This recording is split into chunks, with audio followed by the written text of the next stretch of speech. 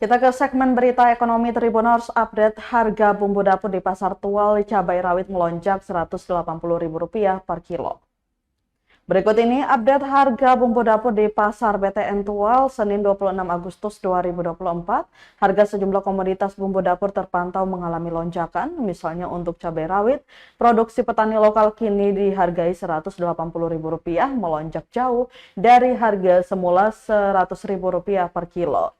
Cabai rawit di angka Rp90.000, semula dijual Rp80.000, naik tipis Rp10.000. Sementara untuk bawang merah masih stabil di harga Rp40.000 per kilo, bawang putih di angka Rp50.000 per kilo. Untuk tomat lokal jenis apel dijual Rp25.000 per kilo, sedangkan untuk kentang masih tetap dijual Rp40.000 per kilo, wortel Rp50.000 per kilo.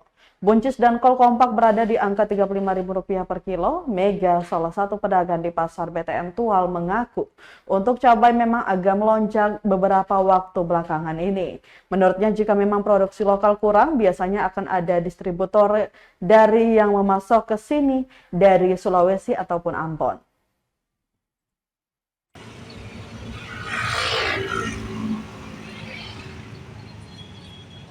Download Tribun X sekarang, menghadirkan lokal menjadi Indonesia.